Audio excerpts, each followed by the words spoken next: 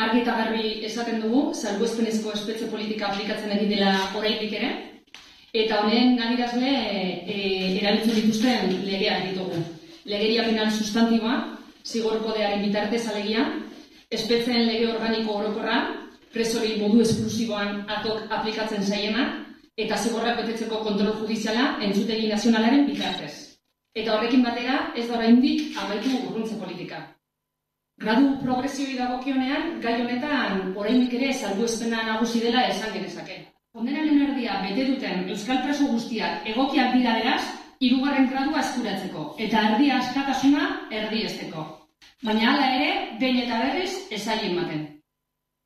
Datuei dagokionez, 2022ko otsailetik gaur arte, fiskaltzak progresioaren aurka helegitea jarri ondoren, SS-ek 3. gradua atzera bota eta 2. gradura itzuli diren presoak eta SS-ek gradu progresioa onartu diren pertsonak sartuta, 32 preso dira. Onartezina da 500 kilometrotatik goragoko distantzian dauden epai eta fiskalek erabakitzea preso hauei dagokiena. 16 urte igaro dira abiadura handiko trenaren obrak hasi zituztenetik, eta HT-an erakundek ezarritako dirua handituz joan da. Dagoeneko azpiegitura horren gasto 5.000 milioi euro ingurukoa da Araban, Bizkaian eta Gipuzkoan. Gipuzkoako zatearen lanez Euskal Trenbide sarea arduratzen da. Ezkeoko geltokiaren kasuan, eraikuntza Iparragirre eraikuntza lanak enpresari esleitu zitzaion 2021ko martxoaren 21ean, ia 4 milioi euroren truke, eta 9 hilabeteko exekuzio epearekin. Berez obrak amaitu da izan beharko luke. Otsailean bukatuta egon behar zuena irailera arte atzeratu zuten, baina oraindik ez daude amaituta azken txosten ofizialaren arabera. Iñaki Arriolaren sailak adierazi du enpresari 2 luzapen onartu zitzaizkiola, bata 2022ko urtarrilean COVID-a justifikatuta, eta bestea ekainean Errusiako eta Ukrainako gerragatik materialik ez zuela argudiatuta. Lanak irailaren 27ko amaituta egon behar zuen. Kontua da 2. luzapena eman eta hilabetera Euskal Trenbide sareak kontratua etetea erabaki zuela. Kontratua bertan behera uztea erabaki du, izan ere ez du uste martxan jarriko denik gutxienez 6 urte barru arte, eta kontserbazioa orduan bukatza baino garestiagoa izango litzateke. Azpiegituraren zatirik garrantzitsuena amaituta dago, baina geratzen denak eskatzen du gutxienez 6 urtez mantentze lanak egitea, eta horrek 1,55 milioiko kostua izango luke. 6 urtez martxan jartzeko lehenengo eguna 6 urte barru izango dela uste baitute. Horrek 2028aren amaieran jartzen gaitu. Baliteke halaber, azkenean Nafarroaren eta Euskaliaren konexioa Gasteizen zehar egiten bada inoiz ez funtzionatzea ezkiokoak. Arabako Foru Aldundiak tarifak izoztuko ditu eta Foru Garraioko bariak bultzatuko ditu 2023an. Prezioen igoera orokorrarenen egungo egoeran Arabako familien ekonomia arintzea eta garraio publikoa sustatzea dira erabaki horren helburu nagusiak. Bide azpiegituren eta mugikortasun sailak aurrekontuen aurkezpenen testu inguruan euren aurrekontuen proiektua azaldu du Carlos Ibarluzea diputatuak. Aurten 7,3ko igoera izan du proiektuak, 2022ko aurrekontuekin konparatuta. Foruko garraioari dagokionez 85ko igoera izan du.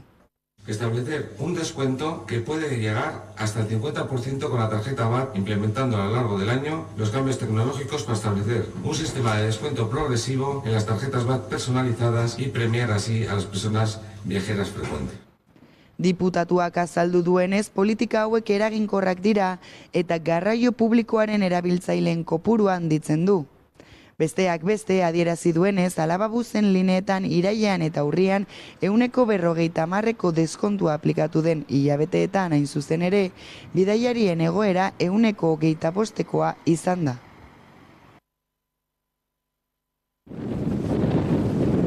Gaur-gaurko Araban, Bizkaian eta Gipuzkoan 4 parke eoliko daude martxan, eta beste 12 izapide administratiboan Statkraft Norvegiako enpresak jarren edituen beste bi proiektuak aintzat hartu gabe. Arabaren kasuan, 9 eremutan eraiki nahi diren 13 proiektu eoliko daude mahai gainean, eta Eusko Jaurlaritzak uste du Azazetan eta Labrazan aurreikusitako parke eolikoak 2025an egongo direla martxan. Hala adierazi du Inigo Ansola Energiaren Euskal Erakundeko zuzendari nagusiak. Hain justu Energiaren Euskal Erakundeak eta Iberdrolak osatzen duten aise-indar erakundeak epe laburren ingurumen inpaktuaren baimenak lortza espero du. Helburua 2024an obrekin hastea da, eta behin hasita 6-7 hilabetetara amaituta izango liratekeela adierazi du.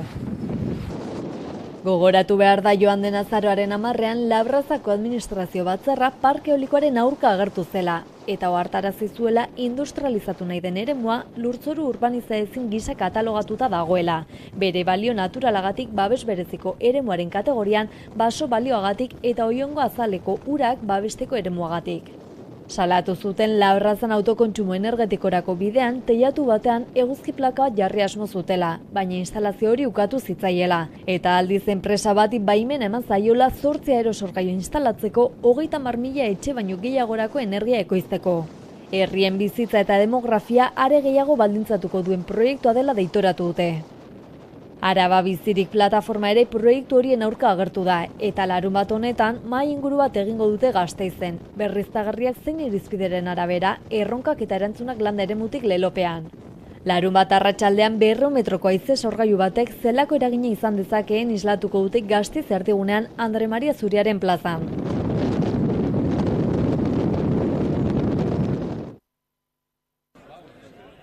Bizkaiko metalgintzako 5 eguneko greba deialdiak indarrean jarraitzen du.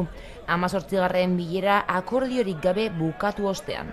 Urruti, oso urruti gelditzen da oraindik erosmen ahalmena metalgintzako langileentzat eta ezin dugu holakorik sinatu. Hortaz, datorren astean 5 greba egun ditugu deituta eta horretara goaz. Batzarrean jarrerak hurbildu ziren, baina ezen nahikoa izan lan hitzarmen berria adosteko. Izan ere, FEBEMek baztertu ditu sindikatuen ustez, baldintza atzerakoiak direnak. Hala ere, patronalak oraindik ez duela bermatu kapilaren araberako soldata igoera nabarmendu dute sindikatuek. Mantendu duen soldata proposamena mantendu zuen berdin, eta beste eskaerei erantzunik emon gabe. Hala, naiz eta elementu atzerakoiak kendu, ez dituela aurrera pausoak mahai gainean jarri ohartarazi dute. Gauza bat da atzera pausuak kentzea, eta beste gauza bat da, ez jartzea mai gainean beste aurrera pausu batzuk beste eduki batzuetan. Esate baterako subrogazioa, lizentzietan, lanaldian, orduan guk beti esan duguna izan da, bilatzen duguna da akordio bat aurrera pausuekin. Zera pauso batzuk kendu zituen, baina aurrera begira ez zegoen ezer hitzarmendu sinatzeko. LAB, Comisiones Obreras eta UGT sindikatuek osatzen duten plataformak beste mugimendu bat egin zuen. Hau da, lanaldia murrizteko eskaera leundu zuen. Alabaina patronalak ez zuen begionez ikusi kapiaren araberako soldata eguneraketak mantentzerena. Beste data barik, gogoratu genion patronalari bere eskuetan dagoela, akorde batera heldu nahi badu eta edukia jartzen baditu mai gainea, deitxoko. Elak bere aldetik beste eskaera bat egin du. CDMek azken aukera galdu zuela atzo, hurrengo gazteko grebak ekiditzeko. Hala momentuz greba deialdiari eutzi diote eta ikusteke dago asteon bi aldeak berriro biltzen diren.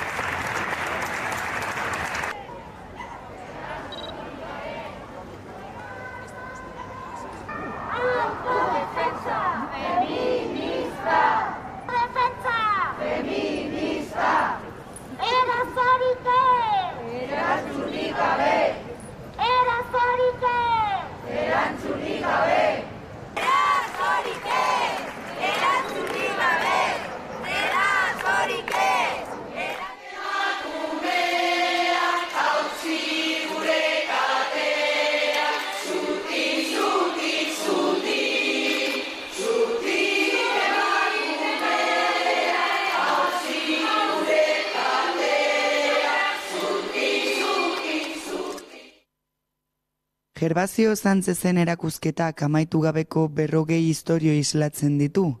Istorio garrantzitsuak, emakumeek gatazka armatuetan bizi izan dituzten indarkeria kontatzen ditu, hain zuzen ere. Istorio horiek agerian uzten dute bakea lortu izan arren, indarkeria amaitzeko ezinbestekoa dela genero ikuspegia aplikatzea nazioarteko gatazken konponbideak bilatzean. Emakume eta gizonen arteko berdintasunaren alde. Emakumeek desberdinkeria larria pairatzen dute planeta osoan, eta desberdinkeria hori areagotu egiten da gatazka armatuetan. Gervasio Santzezen erakusketak argazkien bidez gerretako biktima zibilen istorioak aldarrikatzen ditu, eta erakusten du gatazkak ez direla amaitzen gerrak amaitzen direnean. Gervasio Santzez kazetaria da eta haren lanak Heraldo d'Aragon egunkarian argitaratu ohi dira.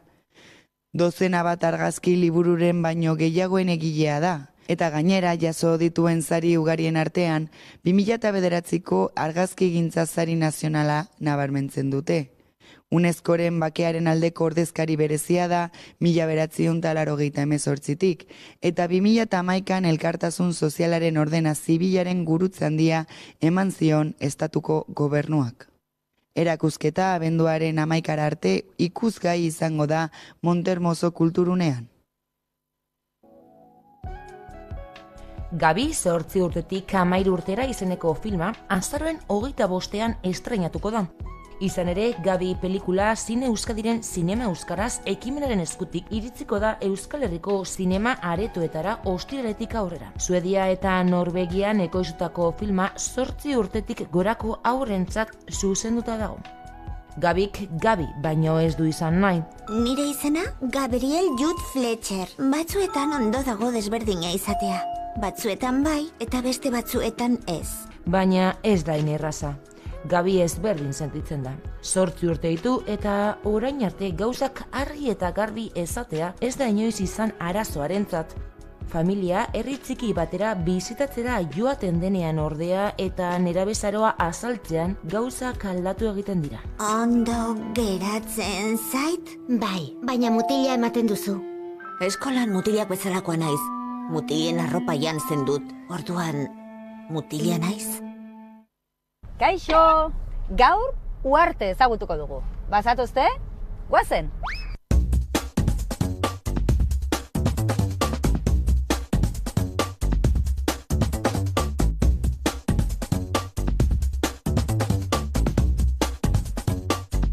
Kantamañanas festivala antolatzen dugu. Ormairu diena, Uharten gainera pila badaude. Hori da.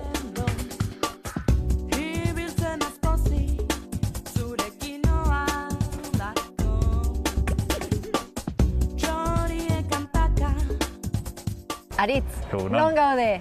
Bueno, Uharten. Uharten, seguro! Uharteko enparantzan nagusian, ez? San Juan enparantzan. San Juan enparantzan. Bai, hau da gure udaletxea, nahiko itxurosoa, ez da? Bai.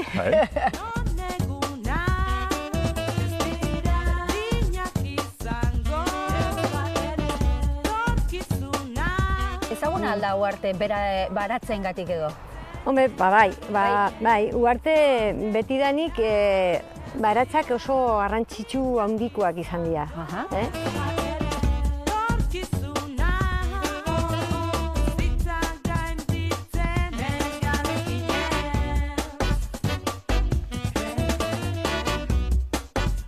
Begira da berdintasun elkartea. Berdintasun elkartea? Uharteko elkarte bat. Bai?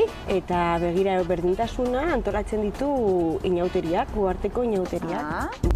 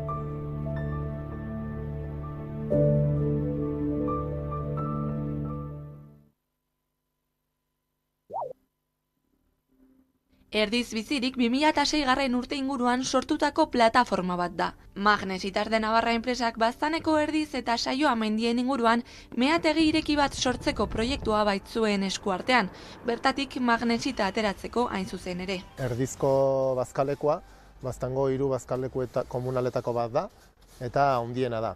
Aldi berean, bazkaleku komunal hau, Nafarroako bazkaleku hoberetakoriko bat ere bada, aurtengo udan ikusi ahal izan den bezala. Nafarroako bazkaleku bakarretako izan delakoz, Hazienda uda guztian egon ahal izan dena urakin eta jatekoakin.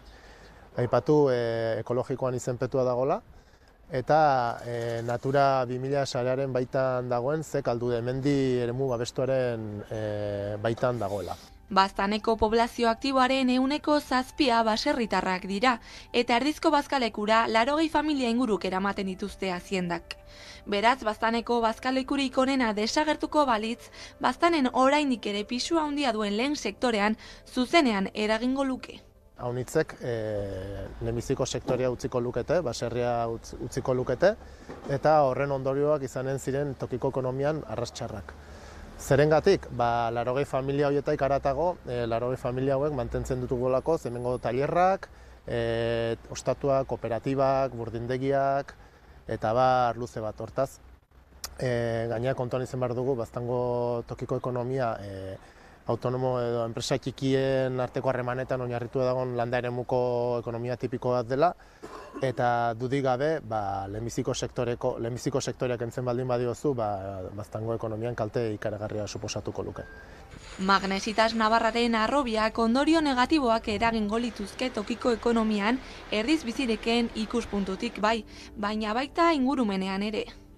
Badiren landa ere eta animali pile bat babestekotan babestuek daudenak, kriston kalteak hartuko zituztela, bai?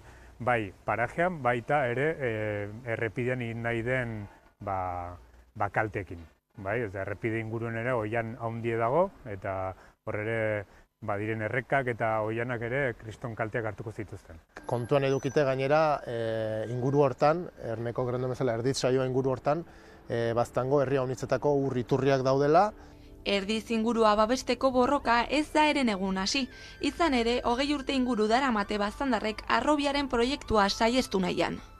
Historia luzea da, Enekoia kontatu du, zundaketa batzu 2002 urtean, plataforma 2006 urtean sortu zen, gero herritarren mobilizazio esker atzera bota zen, gero Zilbetire gantzen Magna ere mehategi egitasmo bat izan zuen, ere paitegiak atzera bota zuten, hortaz aurrekari legal bat dago zeinek erraten duena proiektu ilegala dela eremu babestu batean.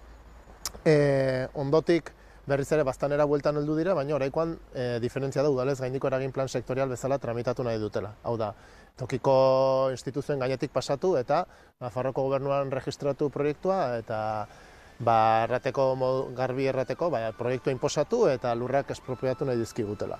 Hortarako bide administratiboa jarraitu behar da. Lehenik foru intereseko proiektua izendatzea eta ondotik udalez gaineko plan sektorial bezala tramitatzea. Nafarroako gobernuari dagokio. Tarte hortan eta kusita enpresan edo multinazional honen intentzioa dela tokiko instituzioa gainetik pasatu eta proiektua inposatzea Iruñetik, lehenik eta behin, udalak eta batzar nagusiak herri galdeketa eskara bat zuten parte hartze lege orokorrai dagokion legea segituz, eta hau Madrilgo ministroen kontseiluak debekatu zuen. Horai dela hilabete batzuk.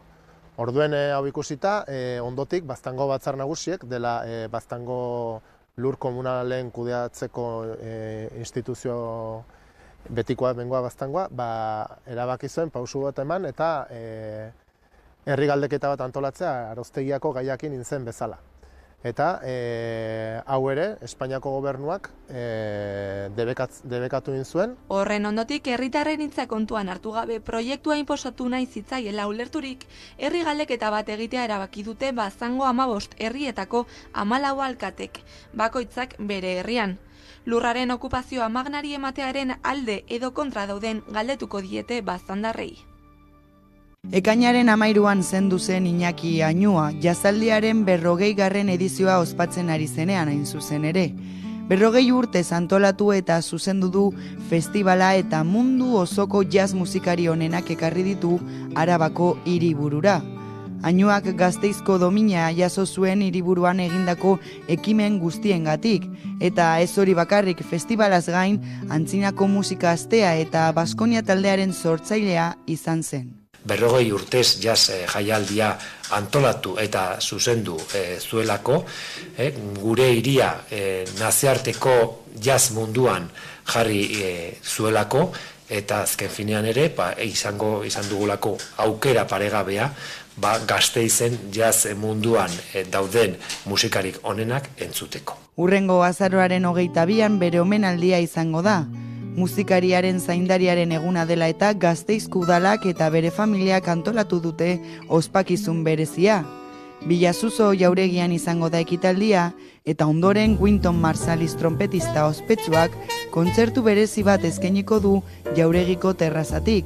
Horrela gasteiztar guztiek ikusteko aukera izango dute Aiots plazatik. Nunca pensé que estaría aquí frente a vosotros, ocupando el lugar de mi padre. Y también agradecer a Wynton Marsalis, que en cuanto supo que mi padre se había muerto, no dudó ni un momento en decir, si le hacen algo, quiero estar allí. Arratsaldeko 6etan Billazuzo jauregian izango da ekitaldia eta kontzertua. Añoaren lagunak, familia eta musikari asko hurbilduko dira omenaldi honetara.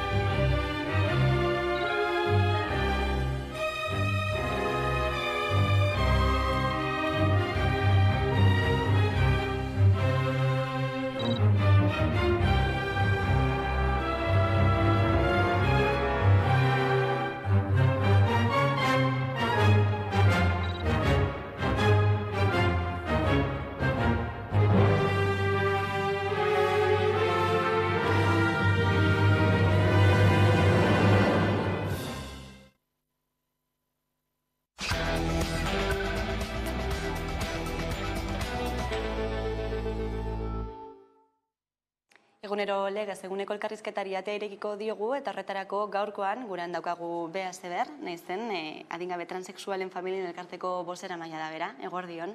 Eguerdion. Madrilgo trans legea onartzeko atzerapenak egon badaude, nolabait politikoki adostasun falta badagoelako, nola ari zarete bizitzen prozesu guzti hau? Lehendabizi, harridura, alde batetik trans legea deitzen zaio, ez da trans lege bat, gobernu akordioan adostu bazen ere bi lege egongo zirela, LGTBI lege bat eta trans lege bat, hau esen bete, hau da, lehendabizi jakin behar dena, gobernu akordio hori ez zela bete, eta trans legearen proiektua bertan bera geratu zen, eta hasieratik LGTBI lege horretan sartu ziren transexualitateari buruzko puntu gutxi batzuk.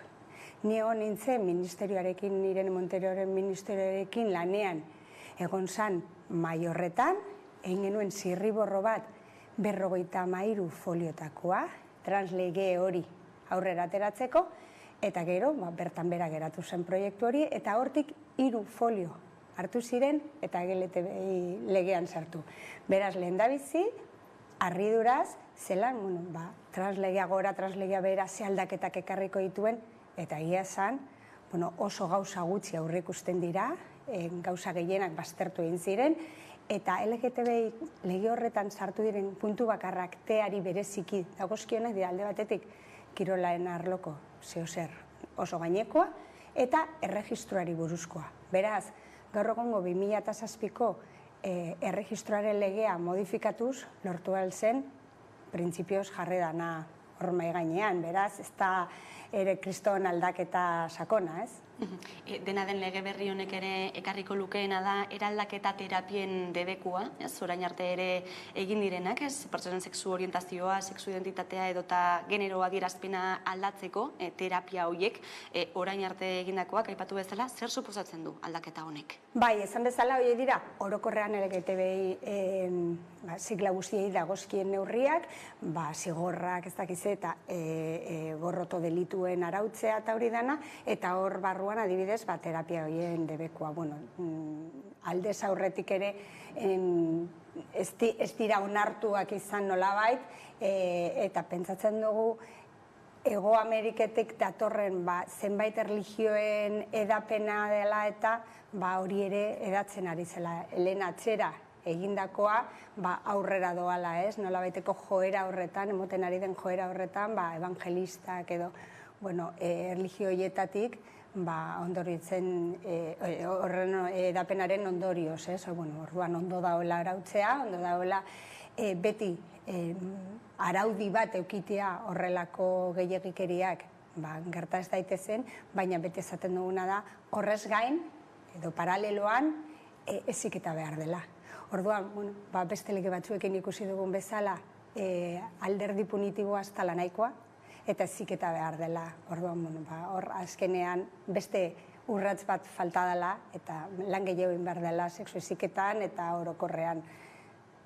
Adingabeen kasuan, zer planteatzen du lege honek? Aurrera pausuren bat ekartzen du?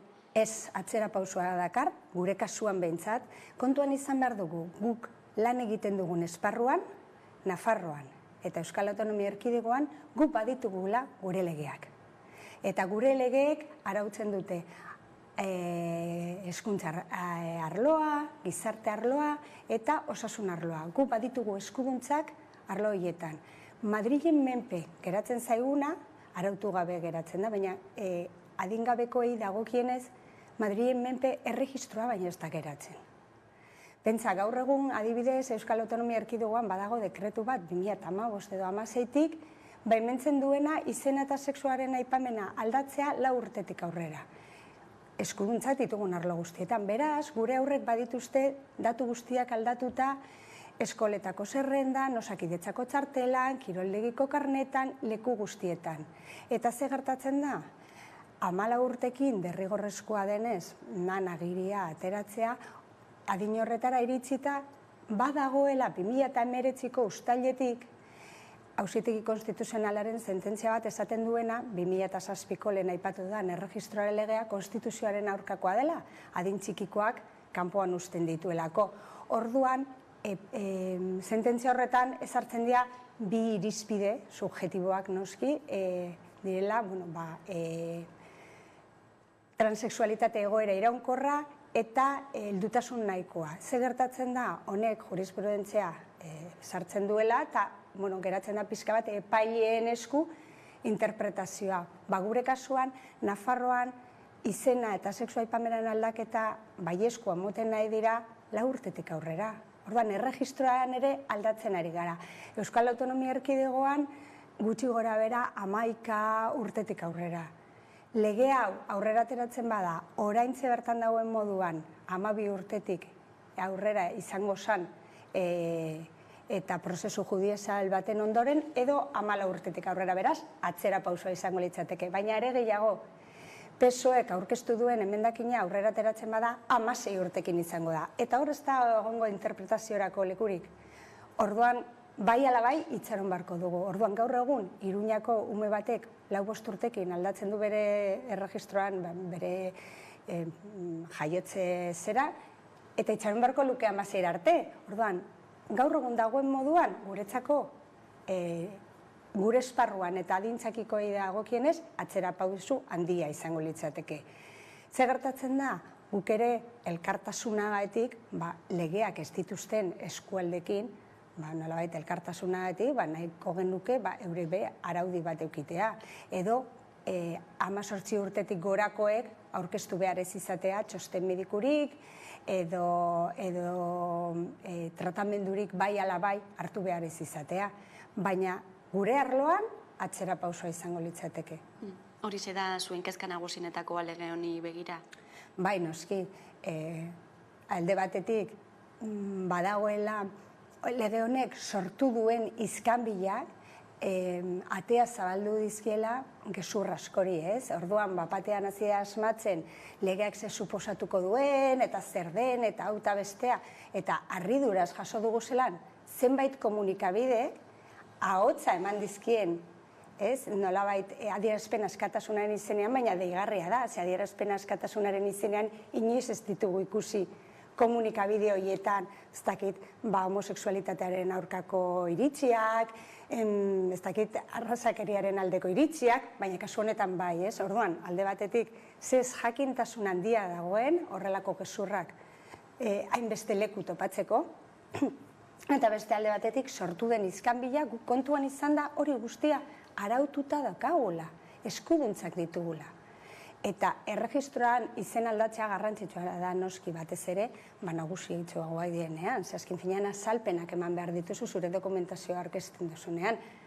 Baina dokumentazioa aldatzea, ala ez aldatzeak, ez du egingo pertsona bat izatea bera dena, ala ez, ez? Hau da, aurra hauek edo gazte hauek bizi dira, diren bezala, daukaten izenarekin, eta euren identitatearen arabera, nahiz eta karnetan beste gauza bat jarri, eta Euskaldunok ondo dakigu horretaz, ez? Orduan, zelako iskanbila sortu den, nolabait, izen aldatzen badiegu, edo sexua aipamen aldatzen badiegu, ez dakit mundua eroriko da, ez?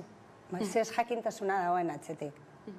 Arauez ari garela, Euskal Autonomia Erkidegoan ere ontzen ari da, horrelako lege bat, zein norabidetan doa?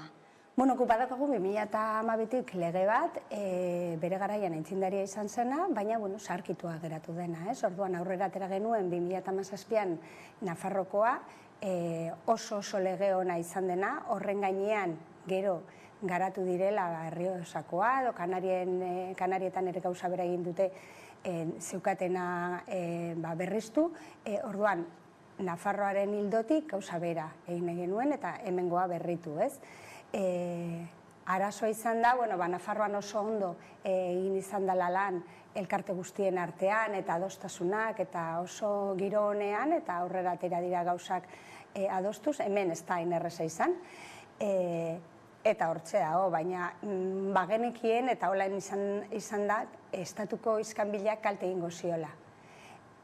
Lege honen moldaketan nolabait 2019an egon barzan onartuta. Baina, kontu politikoak zirela eta estatukoa hor zegoela eta itxarotea hobe esala pentsatu zuten eta, pixka bat, baretuko zelakoan eta alderantziz izan da, ez? Areagotu egin da iskanbila, orduan horrek oztopatzen du. Zein aldaketak argi beharko luke? Batez ere, oinarri bat jarri, benetan, naiz eta legea oraindik onartuta ez egon, garatzen ari diren zenbait aldaketentzako, adibidez hezkuntza protokoloa berritu, osasun arreta berritu, nolabait despatologizazioaren bidean, psikiatria kendu eta beste arreta mota bat emon, Nafarroan egin den bezala, horrelako, praktikan horrelako urratsak emotea bereziki, eskoletan adibidez irakasleek formazioa jasotzea kasuak euki ala ez euki, gaur egun hori da daukagun arazo handi bat, eskoletan kasuak agertzen dira eta irakasleek ezatu dute ez daukatela formaziorik, ez dakitela zelan aurre egin eta bapatean aurkitzen dira egoerarekin, orduan aldez aurretik jakin barko zan, baina aldez aurretik jakin barko zan irakasleen partetik baita adintzikikoekin lan egiten duten profesional guztien aldetik. Kontutan izan behar dugu, errealitatea ez dela ikasten ez psikologia karreran, ez magisteritza karreran, ez da medikuntzan ere. Orduan, ez jakintasun horri mugak jartzeko ere, pixka bat nolabait edukietan hezkuntza kurrikulunetan sartzen joan barko zan, ez? Naizen aipatu dugu adingabe transexualen familiekin lan egiten duen elkartea da, hezkuntza alorra aipatu duzu esaterako, zenolako egoerak bizi behar dituzte adingabe transexualek beraien egunerokotasunean, ikastoletan edo eskoletan, medikoaren gana joaterakoan, zenolako egoerak topatzen dituzte? Begira, errealitate oso anitzak bizi ditugu. Izan daitezke, imaginatu, 4-5 urtekin adierazi eta entzun eta onartuak izan diren aurren kasuak, bapatean familian babesa, inguruan babesa, eta errastasunak dokumentazioa aldatzeko eta dana egiteko, eta beste aur guztia bezala hasten nahi direnak. Eta alako kasu, zorionez, alako kasu gero eta gehiago ditugu. Eta beste muturrean, eukiditzakegu, etxean onarpenik ez dituztenak, bulina jasotzen dituztenak, arazo pilo dituzten gaztea bereziki, ez? Orduan, bi muturroien artean denetarik dago. Ona igo baino lehen, justu ikastetxe batetik jaso dei bat, esan ez zelan aur bat dakaten eta PT-ari edo orientatzaileari esan dio neska dela, eurek zenbait seinale ikusten zituzten, eta gurasoak ez daudela prest onartzeko, orduan eskolak ezin du ezer egin. Hori ere, egungo protokoloa nolabait egokituz lortuko genuke hor ere esku hartze bat egotea eta nolabait bitartekaritza lan bat egitea edo gizarte zerbitzuetatik edo dena delakoa pixka bat ulertarazteko identitatearen ukapenak garapen psikologiko eta sozialean kalte oso larriak ekar ditzakela, orduan tratu txar mota bat dela. Horrelako egoerekin topatzen dira ikastetxetan eta ez dakite zer egin dezaketen, zer ez, zela lagundu, oso mugatuak daude, egia da, baina ez jakintasunak gainera, oztopoak jartzen dizki, naiz eta beste batzuetan adibidez, familia ere eskutik joan, baina pentsa behar dugu familiak ere ez dakiela. Askotan familiek ez dakite ez da eskubideak dituzten. Eta emoten du izen aldaketa bat eskatzea eskolan, mesede bat eskatzea dela, eta eskubide bat da. Orduan, ez dauenez, ezagutzarik gaiaren inguruan horrek ekartzen dizkigu oztopo asko. Eta bereziki ikusten duguna da, orain nolabait Europa osoan edo ez dakit mundu mailan ezatea, baina eskuinera emoten ari dan joera hau dela eta gazteen artean ere ikusi da matxismo egoera batzuk. Ez dut esango zabaldu direni, baina bai agertu direla eta gauza bera gertatzen da transfobiarekin, ez? Batean, sortzen dira horrelako taldetxoak, nolabait irainarekin edo bulinarekin edo gora datozenak, baita komunikabideen bitartez zabaldu diren gezurra hauei esker egalak eman zaizkielako, hori hor egonda beti eta nolabait baimendu zaie, orduan horrelako egoerak gero eta gehiago ikusten ditugu. Aipatu duzu ere batzuetan gurasoak direla errealitatea onartzen ez dutenak, ez? Oso gogorra izan behar du hori ume batentzat, haur batentzat, nola lan egiten da kasu horietan? Gurasoek ez badut entzun nahi, guk ezin dugu zer egin. Azken finean gu guraso elkarte bat gara. Orduan, hasieran sortu ginenean, saiatzen ginen, norbaitek eskola batetik edo gaztetxo batek eskatzen zigunean, mesedez nire gurasoekin hitz egin, hurbiltzen ikusi dugu norbaitek entzun nahi ez duenean ezin dela ezer egin. Orduan, ez baldin badatoz gure gana, nolabait aholku bila, guk ezin dugu lanik egin. Are gehiago, legez kontrakoa da guk adintzikikoekin esku hartzerik egitea, ezin dugu ezer egin. Orduan hor, babes falta ikaragarria dago gizartearen aldetik, eta horregatik ezaten nuen gizarte zerbitzuetan ere prestakuntza behar dela, profesional hauek prestatu behar dira, baina topatzen dugu askotan, ideologia dala eta horren kontra daudela, ez dute sinesten, eta laguntza ezkezoaz eta azkenean okerragoa da, orduan asko falta da alde horretatik, informazio asko zabaldu behar da, hezkuntza falta da. Askotan agian alde batera uzten da eskubide bat ez ari garela? Bai, ez bakarrik eskubide bat, baizik eta errealitate bat dela. Errealitate bat dela, nahiz eta gu ezin ikusi, hor dago, beti egon da, historikoki, kultura guztietan, gara historiko guztietan, eta beti egongo da. Orduan, naiz eta guk ukatu, hor dago, eta hor egongo da. Gure teoriarekin bat, ez baldin badator errealitatea, ezin dugu errealitatea aldatu, gure teoria aldatu beharko dugu, baina batzuetan itxutu egiten gara, eta nolabait jarraitzen dute adierazpen oso oinarririk gabekoak egiten, ez dakit, gurasoek bultzatzen dutela, gero errealitatean ikusten duzuna da guraso jarri ditugula oztopo gehienak, inork ez duelako onartu nahi, eta gu akonpainatu beti ukatu izan dugu lehenengo, beti, denek, ez?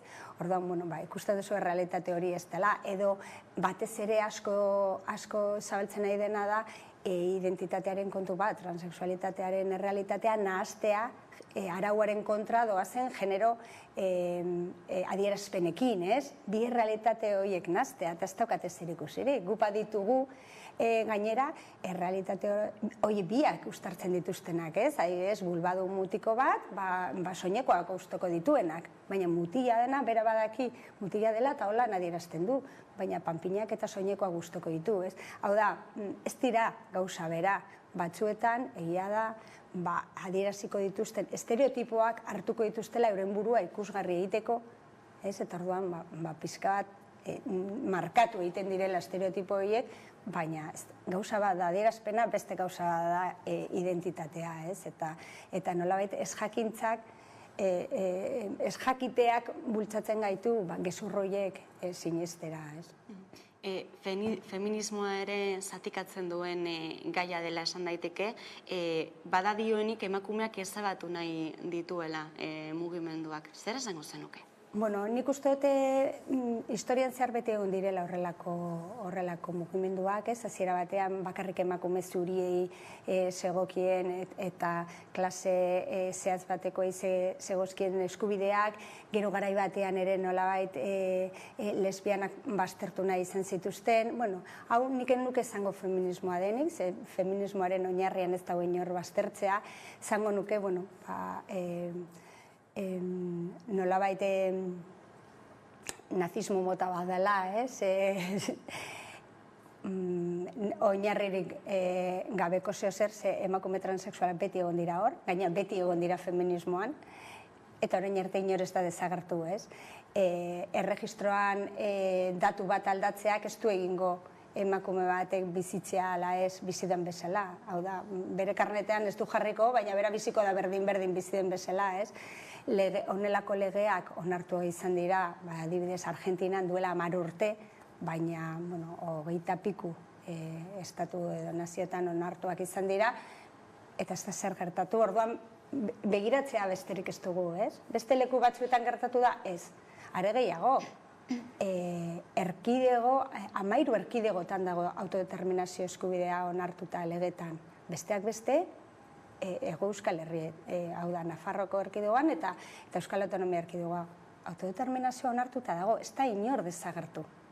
Nolabait, ze aldaketa ekarriko luke dokumentazio aldatu ahal izatea estatu mailan.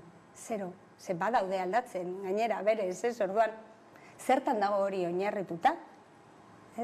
Errealitatean ez bada gertatu horrelako baldintzak emon direnean, zer gertatuko zan ezberdin, ez? Adingabeekin egiten duzuelan, baina azterakoan ere badira oztopoak, hala diote datuek, esaterako langabezia tasa oso altua da, pertsona transexualen artean, baina batez ere emakume transexualen artean, ez? Zeren isla da hori? Bueno, guk zorionez ikusten dugu, oraintxe bertan une historiko oso garrantzitsu batean gaude, lehendabiziko belaunaldia da, pertsona transexualen lehendabiziko belaunaldia txikitatik benetan den bezala bizitzeko aukera dokana. Eta orduan, buelta emoten ari zaio joera horri, gaur egun gure gazteak badaude ikasketak aurrera ateratzen, lana topatzen, pixka bat pertsona transexualen beste belaunaldi batzuek izan ez dituzten aukerak badituzte, babes hori eukidutelako inguruan eta legeak badituztelako eta gizartearen babesa bebai, eta buelta moten ari zaio zoritzarrez, orain arte beste belaunaldi batzuek ezin izan dute ikasi, askotan etxetik bota izan dituzte, marginalizazio hori jaso izan dute kolektibo vulnerable bezala, zenbait neurri behar dituzte, aurrera atera alizateko, baina ikusten duguna beste alde batetik da, batez ere emakumeei dagokie. Eta guk ere ikusten ditugu, aurrera doazen enean, gero eta oztopo gehiago dituztela, gure neska eta emakumeak mutiko eta gizonen aldean, nolabait patriarkatua hor dagoela. Eta hori ikusten dugu adibidez, gure neskek dituzten beldurretan ligatzerakoan. Eta gure mutilek ez dituzte. Eta nolabait batzuetan euren gorputza vaginoplastia bat egitera bultzatuko dituena, naiz eta euren gorputzaekin arazorik ez izan. Baina beldur horrekin ezin dutelako bizi. Edo, ligatxoerakoan arriskuak hartzen dituztelako. Orduan, hor ere, ni kriston pena ematen dit, zelan gizarte patriarkalak bultzatzen dituen zenbait neurri hartzera ezinezkoa dalako horrela bizitzea. Orduan, zenbat daukagon aldatzeko, eta gainera oso polita da eurei entzutea. Ze transituak emoten direnean, nagusitsuagoak direnean, bizi ahal izan dute, modu batean ikusiak edo irakurriak izan da, eta gero aldaketa egiten dute, eta zelan sumatzen duten gizartearen begirada, ze ezberdina den neska edo mutil bat ikusten denean, ez? Orduan, horrek ere hausnarketarako bidea ematen digu. Translega epatu dugu hasieran, ez? Madrilen atzera pausoak dituen hori, arrabatsa sortu duena, eztabaida publikoan bete-betean sartu dena, testuinguru hori, dena den izana, nola ikusten duzue gai aurrera pausoak baiezkortasunerako tartea daukazue, eta bestalde ere lege hori ez atzera ez aurrera egiteko beldur zarete? Bai, seguruenik bertan bera geratuko da, ez dakit nik uste dute. Nire kasuan esango nuke, hobe, izan dut, gaur egun dagoen bezala kontuan izan da, horrela aterako bada, nik sentitzen dut 18 urtetik aurrera dituzten pertsonentza, baina guretzako atzera pauso ikaragarria izango litzateke, eta horrela behintzat, ni nahiago nuke aurrera ez ateratzea, ez? Lehendabizi, moztu zizkigutelako artikulu guztiak, kanpoan geratu ziren gauza gehienak, eta erregistrari dagokiona baino zuten sartu, eta orain hori ere mutilatu egingo dute, orduan, hainbeste zala aparta, gero esertarako bez, bai, atzera pausua izango litzateke pertsona helduentzat, ze oraindik ere aurkeztu beharko zuten txosten psikiatriko bat osasun mundu erakundeak existitzen ez dela esan duen gaixotasun baten agiria, eta beste alde batetik bai ala bai behartzen duelako jendea hormonatzera. 2 urtez gutxienez dokumentazioa aldatu ahal izateko, eta hori argi eta garbi giza eskubideen aurkakoa da, ez? Orduan, hori gaur egun 2012 urtean oraindik indarrean egotea, iruditzen zait guztiz anakronikoa. Orduan asko sentituko nuke alde horretatik, baina ezin duguna arautu edo ezin duguna onartu da gaur egun txikitatik lortzen diren aurrera pauso horiek izena eta sexu aipamena aldatu ahal izatea euren dokumentazioan, bapatean legez atzeratu behar izatea 16 urtera arte, ez? Hori guretzako onartezina izango litzateke. Bea Zeber naizen elkarteko bozeramailea, eskerrik asko gaurkoan Hamaika Telebistara gerturatzagatik. Eskerrik asko zuei. Hurrengo arte.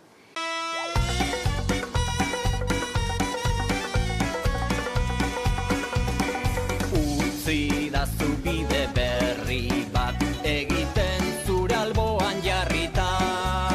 Zipoza elkartea bea da gaur egun 35 elkartez osatutako elkarte bat. Elkarte guztiak dira, izaera bereziko gaiak lantzen dituztenak eta oraindik ere betegabeko eskubideak ere badituzten elkarteak eta haur eta familiek osatutakoak. Denok elkartuta gaude, dugu elkarrekin, guztiontzat beharko luken herri inklusibo bat, eraikitzen ari gehala euskeratikan eta euskarak. Hori da Bizipoza elkartea bera. Juneren egoak 2013 urtean sortu egin zen, gure inguruko lagun, familia laguna dana, alaba hil zitzaielako minbizia askota. Orduan, bere familiak zer egin zuen, elkarte bat sortu.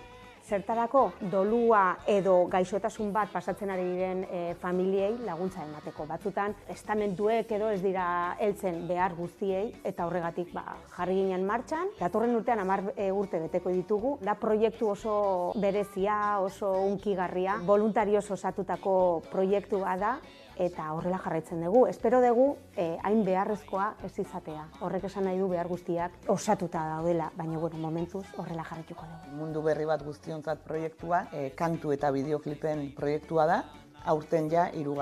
edizioa martxan jarri dugu. Elkarte guztiek aurten sortuak izango dituzte bere kantua eta bere bideoklipa. Orduan Bizipozan komunidade oso batzen gea, eta proiektu zehatz honetan ere elkarlana da nagusi. Elkarteak eta euskal sortzaileen artekoa. Hau da, elkartasuna eta kulturaren arteko elkarlan bat da. Orduan prozesu guzti hau ere, elkarteak, sortzaileak denok eskutikan egiten dugu, Eta, bueno, zehazki nire negoaken kasuan, erabakitzen dugu batea, eta gero, nola ez, letragilea kasu honetan miren artetxe da, letra sortzeko elkartearekin da, harreman zuzena izan behar duna. Orduan bide horretan, letragileak ere elkartearekin harreman du, hortikan sortu, ezkenean elkarrekin egitea. Beti bizipozaz fidatzen gara. Guretzako da lujo bat egotea bizipoza. Egun guk nahi genuen parte hartu proiektu eder eta erraldoi honetan. Orduan, naturaltasunarekin egiten degula lan, guk beti esaten dugu, egal egiten dugu, laguntzen dugu bakoitzean. Juneren magia jarraitzen dula gurekin, eta simbolismo horrek oso ondo isladatzen duen guretzako zer dan Juneren egoak elkartea ere. Orduan, egan hitza, gurekin dago. Bizipoza da, elkartasuna, elkarlana, komunidade bat, hizkuntza, pertsonak, familiak, elkarteak, eta esan bezala komunidade oso bat, Bakarrik ez zaudela sentitzea. Gure leloa da, Eduardo Galeanoren hitz bat. Jende txiki askok, leku txikietan, gauza txikiak egiten, mundu alda dezaketa. Uste dut, bizipozan gaudeno guztiok, daukagula sentimendu hori edo ardatza edo helburua. Eta nik ere pentsatzen dut, gauza txikiekin aldaketa handiak egin daitezkela. Eta hori gure esku dagoela, nola baita esateko.